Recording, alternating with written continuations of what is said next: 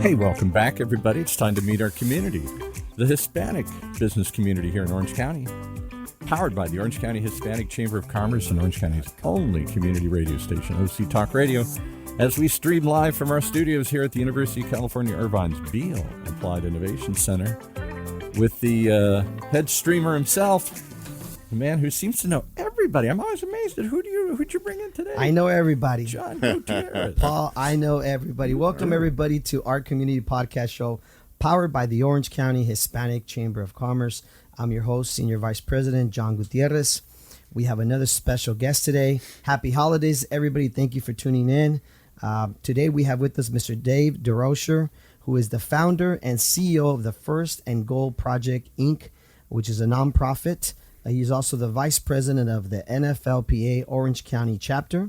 He's a former NFL player for the Seattle Seahawks and WLAF Montreal Machine, but most importantly, a dear friend of ours and what I like to call a community hero, a community leader. Welcome, Dave, to our show. Thanks a lot, John. I appreciate it, man. It's good to be here. And you have that great voice, man. You should be in radio. Well, it's funny. So I did a radio interview with her name will come to me at the end of the interview. But anyways, she had me do a mic check, and I did, check 1 2, check 1 2. She goes, "Is that the voice you're going to use?" I said, "Most of the time, yes. Unless I get excited, then it goes a decibel up." You're like, "It's the only one I got." Yeah, that's what I got. Yes. Well, we're going to go into in a bit later into everything you're doing in the community, which is really great. I've been showing, of course, the flyer here with our guest, this great first annual Celebrity and Veteran Golf Invitational Tournament, which benefits, of course, a great foundation, which you have started. Mm-hmm. And we'll go into all of that because you've got some great NFL players, some great veterans, and we appreciate everything you do with our chamber. You're always supporting us. But most importantly, did we lose? Are we good, Dave? Paul? I'm just messing with your headset, so that's okay. Okay, we're good. Now I got two voices in my head. I got this concussion issue, man. So careful, you're gonna throw me off. We're messing with you, right? Oh my gosh, God is talking to me. I had to show that somebody else has a deep voice here too. Yes, okay, right. Oh, right. So we'll go into a little bit. We like to get to know our guests, and Dave, if you don't mind sharing a little bit about where'd you grow up. Tell us about Dave and where'd you grow up, and how did you end up, getting into NFL. Of course, you are 6'7". Yeah. So that helps a little bit, right? It did. It's funny though, John. That story's more than the allotment of time that we have. But I'm a Southern California boy. I grew up in Glendora, California. I was born in Duarte. Duarte. Okay. Yeah. I hang out with you guys long enough. I got a little roll going. You got the Latino in you. And so I've been a Southern California boy. My folks are big. So you mentioned I'm 6'7". Can't tell by me sitting here, but I'm a little bit bigger than most. And my little brother is about 6'9". My mom is 6'2", and my dad was 6'7". So we didn't have a choice. Your brother's 6'9". Yes, yeah. Wow. And he's a head pastor of a church out in Michigan. And that's he's awesome. The all-time leading scorer for Azusa Pacific University. Really? Still, 30-some years later, still holds the scoring record for that university. What did he play? In basketball. Oh, basketball. Mm-hmm. Oh, wow. Yeah. My claim to fame is funny. We used to play quite a bit, and actually lettered in basketball myself at San Diego State. I was on a football scholarship, and so I was good enough to play 1 year, which is a testament to how bad we were. Two-way sport, huh? Yeah. But that says a lot. To be a two-way sport in college, that's big. It was a lot of fun. I used to beat up on him, and I would foul him a lot. And so he'd get irritated, and then that's how I won, And that's why he became the great basketball player he is. Yeah, he owes it all to me. I got to remind him of that. But so you grew up in Duarte? Yeah, no, I grew up in Glendora. I'm sorry, in Glendora. And it's funny. I wasn't going to play football, and I had a scholarship offer for basketball at Cal State LA. I made it to the final cut for the Olympic development team, and so I was decent in basketball, and I wasn't good in football, so I wasn't going to play. And then we had a new head football coach come on campus and walked up to me and goes, "Hey, big guy, you going to play football for me this year?" And I said, "No." He goes, "Look at you. Why not?" And I said, "Because I'm not very good, and I'm pretty good at basketball." And I told him where my scholarship offer was, and he goes, "Oh, no, come play football for me, and you'll get a better scholarship." And so, I did. I wanted to play football. Like I said, I just wasn't good. And I went out there, and after about 3 days, he pulled me aside and said, "Son, yeah, you're not very good." I'm like, "Okay, thanks." So you had never played football in your life? Well, I had, but I'd played enough to know that I wasn't good. I was tall, and I never really lifted weights, and I loved basketball. And I love football, but I didn't have the same success. So, so anyway, so he handed me a jump rope and said I need to get light on my feet, and I started doing that every day. In my backyard. I didn't want to do it in front of anybody because I was uncoordinated, and that's what girls do. Yes. But I took it home, and I've shared the story a bunch of times. Did it make me any better at football? I don't know, but when I showed him how good I got at it, he gave me so many accolades, and it showed him I was willing to do whatever it took to be on that field because he didn't need me on that team. That team, my senior year, we had 5 guys go Division I. Really? We had 2 of us made it to the NFL. So, we had a really good football team. But I earned a position on that field, and then his promise did come true. I had 5 scholarship offers for football, and 1 joint at Fullerton, and I chose San Diego State. And the Aztecs. Yep. And then I had a decent career there, and we got invited to play in the Hula Bowl and drafted by the Seattle Seahawks, and was up there 88, 89, got released, and then played 2 years in Montreal with the World League of American Football, which turned into the NFL Europe. I had a good time. What's that like? I mean, when you're growing up and you make it to the NFL, is that you realize, wow, such great athletes around you? I mean, not all of us get to experience that. What's that like? It was, and especially for, I was a 12th round draft pick, I was hoping to go higher in the draft, but it is what it is, and not expected to make the team, and then to make it was a huge achievement. But you got drafted. Yeah, I got That's drafted. Huge. And that was, like I said, it's all good. Back in those days, the phone was connected to the wall.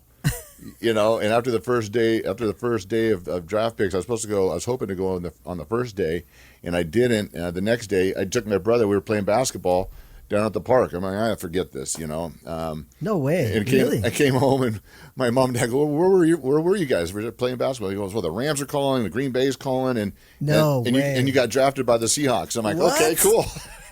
That is an awesome story, I'm man. like, all right, so While you're playing basketball with your brother. yeah, so and the funny thing is everyone goes, oh my gosh, DesRochers, you're going to hate it up there. Really? Well, I'm a Southern California boy, and everyone knows Seattle. It rains.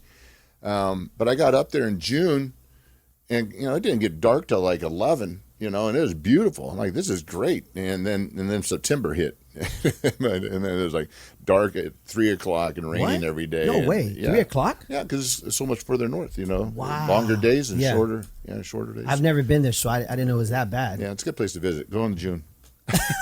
I'm gonna go like this. I'm trying to duck through the bars. You can do this too if you want. Turn it to the side. It's in your way. There you go.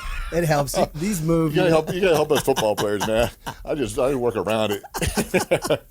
Yeah. So growing up during those years, what would you say? Did you have some mentors? Did you have people that were there for you that you feel that now later in your life really impacted you? Yeah, well, certainly my parents. My parents, my brother and I, we both played sports. Whether we went from soccer to basketball to baseball, and different times, different deals, and they were always 100% supportive of us. And then my high school football coach, who believed in me and got me on that field. I'm friends with him to this day. We have breakfast once in a while. That's nice. Coach Chris Conlon. Coach. Shout out to the coach. He lives right here in Irvine. It was really neat. He saw that I do a lot of public speaking, and we'll talk about all the stuff that I do. And he goes, Dave, next time that you do a presentation, I would love to be there. I'd love to hear you do this. Well, I got asked to speak to the counselors for the Garden Grove Boys and Girls Club. And I said yes to it. Then I was told that there'd be about 500 people there. And so I never, I do a lot of speaking, but I've never spoken in front of 500 people. But So I invited him, and he didn't know that story was part of something I was going to share, because these are all counselors that are working with boys and girls, right? Of course, and you never know when you're going to have an opportunity to change somebody's life. Exactly. And I was a boys club kid. Okay. Santa Boys Club, as you know, that's why AC Green and I connected. because of the Santa Boys Club. Yeah. So very dear to my heart. Thank you for doing that. Yeah, and That's so awesome. it was really neat because I shared the story about how he changed my life, and he got a huge ovation, and he hated it. Oh my gosh, he shot me. He's a very humble man and quiet, and Wow. I know that he loved it, but then he just didn't like to be in the limelight. But when you have 500 people giving you an ovation, that's pretty neat. And I told him, Coach, you changed my life. He said, Dave, all I did was convince you to play football. He goes, you did all the work, And true. so that's He was the one that gave you the jump. that's that dude. Yeah. That's that dude. And I love him, and he's a great guy. Like I said, I still get a chance to see him once in a while, and I cherish those moments. So, What was San Diego State like? I mean, we have a lot of, obviously youth chamber that's part of us. Mm-hmm. And what would you say it's like to go to school there? It's a good school, right? well, it didn't suck. I'll tell you. I remember one day it was raining, and so they called practice. So the weather was really nice, No way. Yeah, it was a lot of fun. During the time I was there, we were always ranked in the top 10 of the Playboy's list of top party schools. And I think when we left, we dropped out of the top 10. I don't know. There's a coincidence. There was a great running back that went there, right? Marshall Faulk. Yeah. So, and we'll get to what we're doing with Marshall here in a little bit. But it was a lot of fun. It was a great opportunity for me. Like as I mentioned, I get to play 2 sports there, which is fairly rare, and it was a blessing. So after college, what happened to Dave? Where'd you go? What was the career pursued? When I was playing in Montreal in the off season, I did some acting, and I did some movies. I was Dennis Hopper's bodyguard, and I did some commercials, and then I started running a club called the Roxbury in Hollywood. And a lot of people are familiar with the Paul, Roxbury. do you know about that club? From the movie? That is a famous Night at the Roxbury. Didn't you Night see at the Roxbury, movie? Yep. So on. the namesake is there, but any given night it was Cher, Stallone, Eddie Murphy. Really? Yeah, every night. Every night was packed. I hear a common theme between beautiful places, beautiful people, beautiful girls. There's a certain commonality running through the story here. It does seem You live to go such a that rough way. life, I know. Paul. Paul is what he's saying, right? It's horrible. So it was an experience working there. So it was a blast, and so it's funny. I met a guy who every time he came, he would give me a few $100 to get his people into the VIP room where all the stars were, but he would just sit and talk with me. And then finally he said, hey, look, I'd like you to come work for me. I'm a developer, and I need a project manager. And I said, well, I don't know construction from nothing. And he said, look, all I need is somebody I can trust and somebody that I believe can handle a budget and manage. He goes, look, I've talked to you enough times. I believe you're intelligent enough I can teach you the trade. And he said, and I believe I can trust you because every time I see you, you're wearing your wedding ring and you're in Hollywood. So, Wow. And I'm like, Interesting. okay, that was an interesting take. And so I said, well, after this season, I'll let you know in Montreal. Well, after the end of the season, the Raiders and the Redskins wanted me to come to camp. And I said, well, here's what's going on. He goes, all right, look, how much money can you make if you make the team? And so I looked, and an average offensive lineman at that time was making $250,000. Now they're making $2.5 million. Today, I'd go to camp. Back then, I said $250,000. But $250,000 is a lot of money still back then. Back in the early '90s. So, Yeah. but he said, "Look, you can make that working for me." Really? I said, "I'm done with football." Really? Yeah, and Wow. walked away. And fortunately, I did, because I was one of those crazy guys. My helmets are all scarred. I was a nut. I was running all over the place. I was 350 pounds, in great shape, and I liked hitting people. Wow. And I have buddies today that did play those 6, 7, 8 years, and you can tell. Wow. And so I was very fortunate that God intervened and said, no, go use your brain and do something else. Now, that didn't quite work out, but he also owned a financial planning firm, and he paid for me to get all my licenses. I got my general contractor's license. Land values dropped where we had a project. We were going to build a golf course community up in Quartz Hill. Robert Trent Jones Jr. Already designed the course and whatever.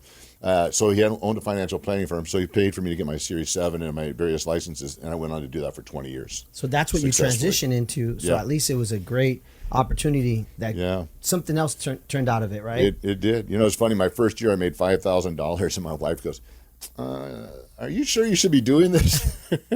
And I said, "Yeah, I think I'm going to be really Because you have to build your portfolio, right? Oh, You yeah. have to build your clientele, Yeah. right? And I ended up being the number one rep in the country for one of the firms I worked for. I was always in the top 5% of all producing companies I was within. I opened my own little boutique office for a few years, and then sold it in 2010. You sold it. Yeah. Wow. Good for you. Yeah. So successful businessman, and now today, you're launching your nonprofit. Right. What made you start your nonprofit? Can we share that? Let's go into Yeah. this. So, I'll do it quickly because I know we're on a time We're constraint. good. We got about 10 minutes at least. All We're right. good. Well, boy, you get me talking. So what happened was I was working with a startup. The founder of it passed away, and so I transitioned and went into another direction in the space of career transition. And I was helping this person that promised me a lot of money and made promises to the people coming in of jobs and all these things. And as I got involved, came to find out she had neither. And so I'm trying to fix everything. And my buddy that referred me to her said, "Dave, why are you fixing their mess? Just do it yourself." And what happened, John, was we put an email blast out to former NFL players. My friend Brad Leggett owns the Pro Players Elite Network.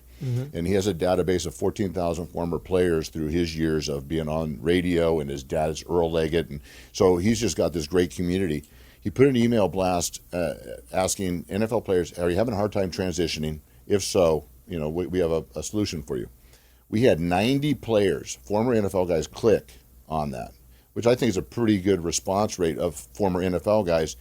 16 guys enroll into an introduction to manufacturing curriculum.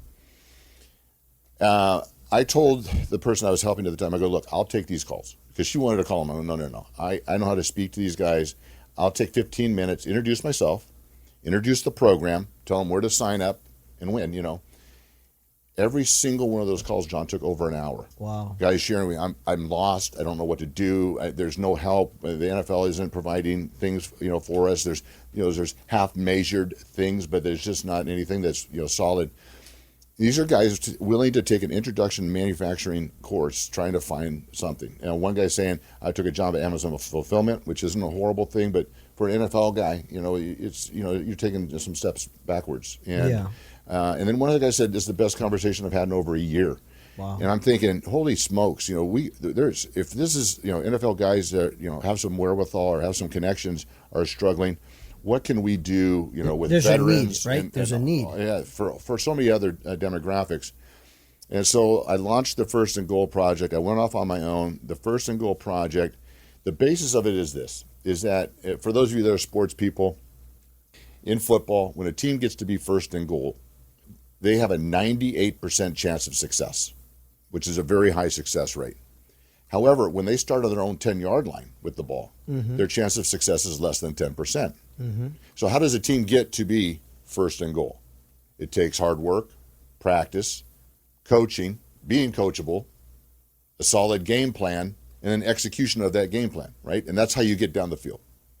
Well, the First and Goal project is going to provide those things to individuals to place them in the best chance of success through the form of certification, training, mentoring, the coaching aspect, and help people better their social economic situation or help them transition.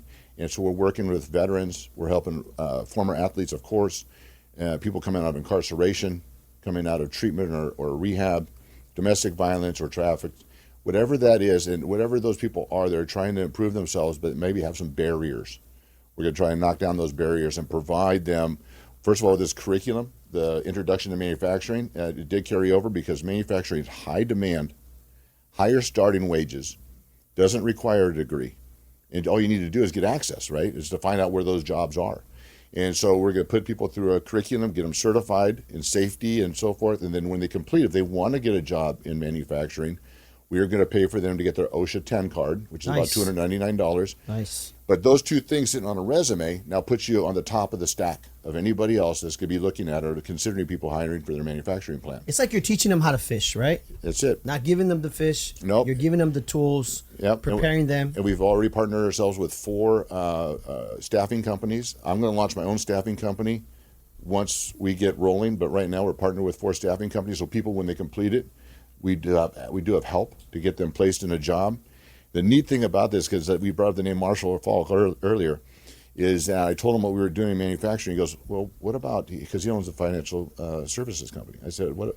He goes, you did financial services for 20 years. I said, yeah. He goes, what about financial services? So the next on our agenda is a financial services and financial literacy course that upon completion, if they want to get into financial services, Marshall will pay for them to get their life and health license to get them started. Wow. So once we're trying to break down barriers. So Marshall Faulk is in that industry? In that industry. He owns a firm, and you'll go to work under Marshall Faulk's firm. In case people don't know who Marshall Faulk is, should we share with them who he is? Because he is going to be at your golf tournament? He is. He goes, I'm usually fishing in Mexico at that time, but I told him the list of guys that are going to be there. He goes, well, I could probably fly home for this.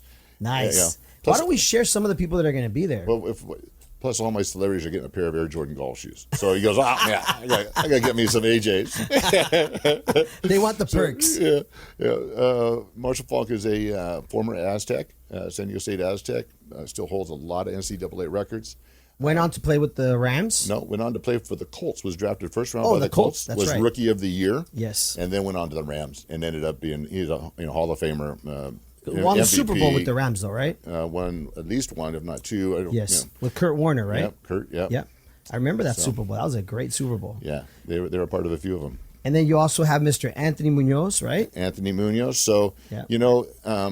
I was sitting with a friend of mine, Pat Atro, and we were having coffee, and he goes, you keep doing all these golf tournaments. I've done yours. Yeah. So, and one other thing I just want to touch on real quick before we get going down this, because this is probably what we're going to wrap up with, is, I love being a part of the Orange County Hispanic Chamber. I've mentored the Orange County Hispanic Youth Chamber, and, I've mentored with the Hispanic 100. Yes. And I think that it's real important, because obviously I'm white, that, We never noticed that. I know that. We don't look at the color of your because skin, of the way brother. I roll my R's, bro, We know you like tacos and enchiladas. come on, I like everything.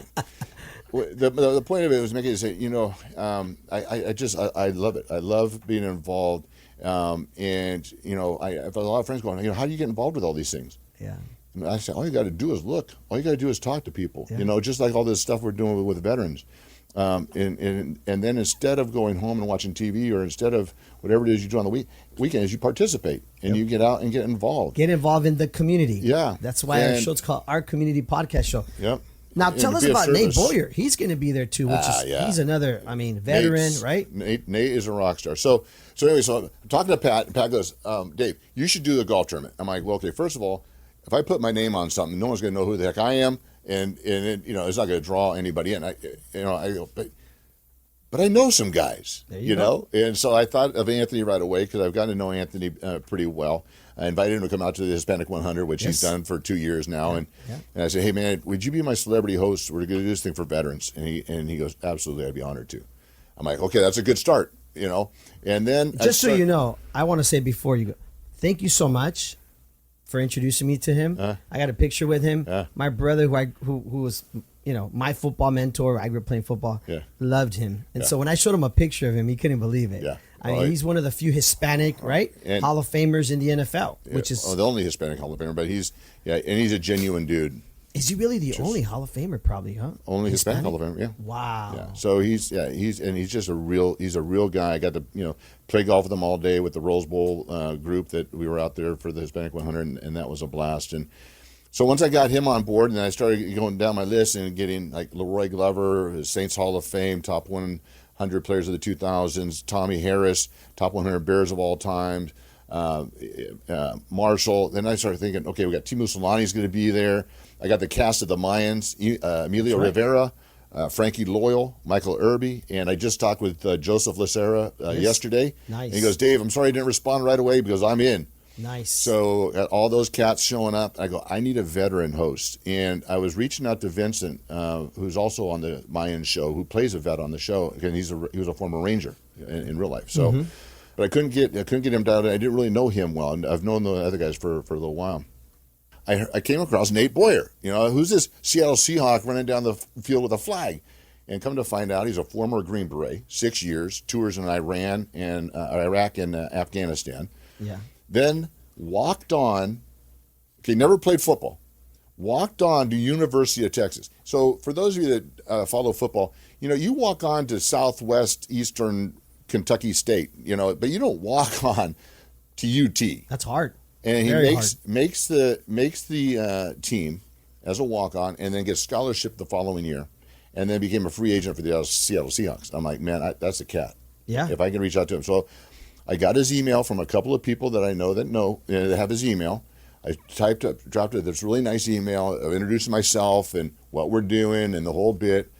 And as I sent it, I'm sitting on another veterans call with San Diego College.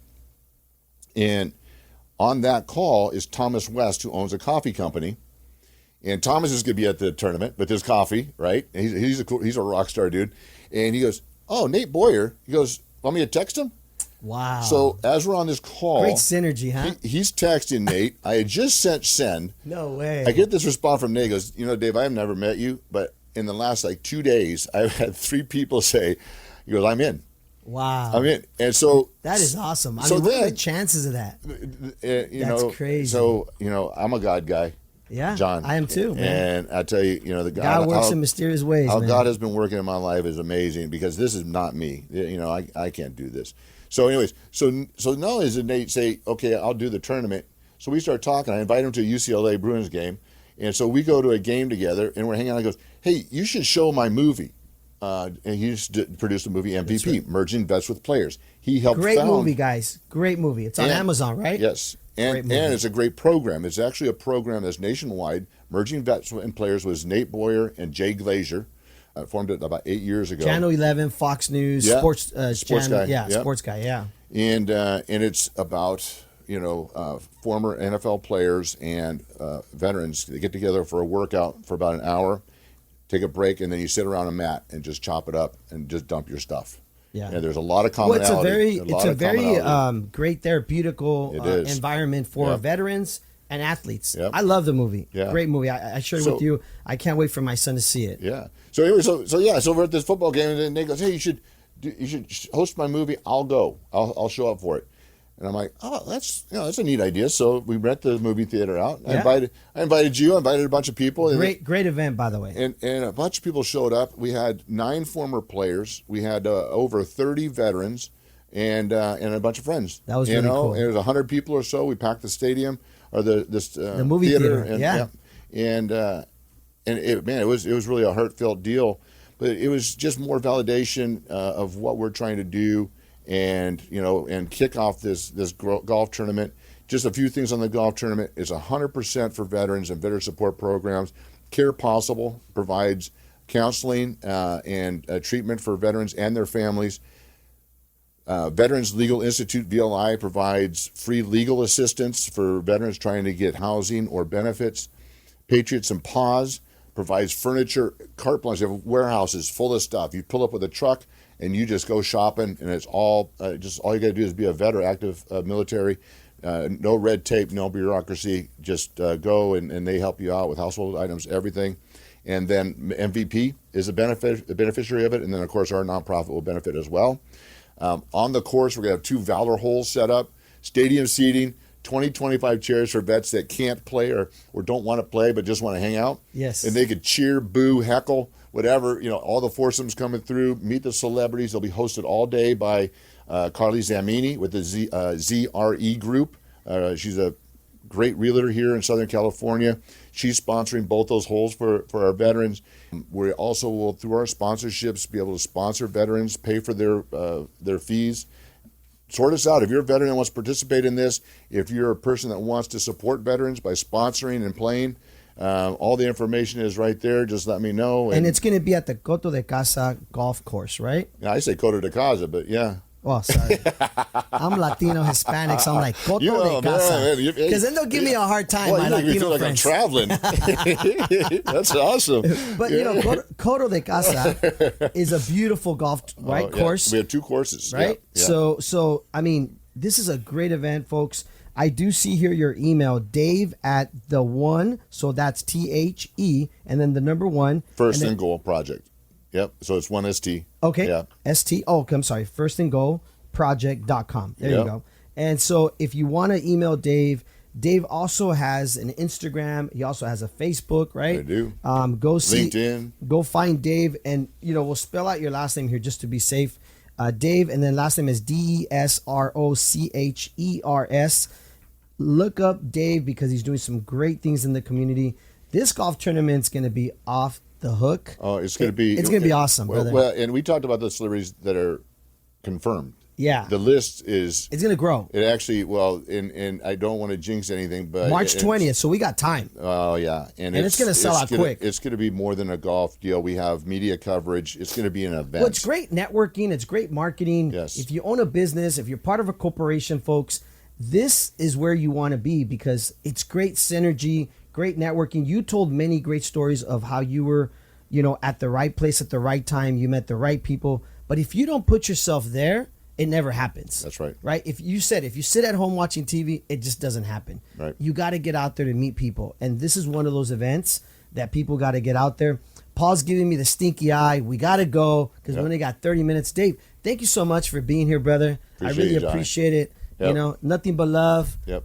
You're always supporting our events. Folks, thank you for tuning in. Please reach out to Dave. And again, thank you for tuning in to our community podcast show powered by the Orange County Hispanic Chamber of Commerce.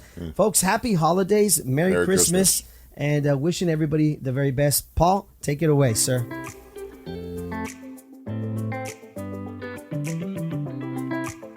Well, there you have it. The place you got to be. Mark your calendar. And check us out every week here on Meet Our Community, the Hispanic business community here in Orange County. Powered by the Orange County Hispanic Chamber of Commerce and Orange County's only community radio station. Streaming live from our studios here at the University of California Irvine's Beale Applied Innovation Center.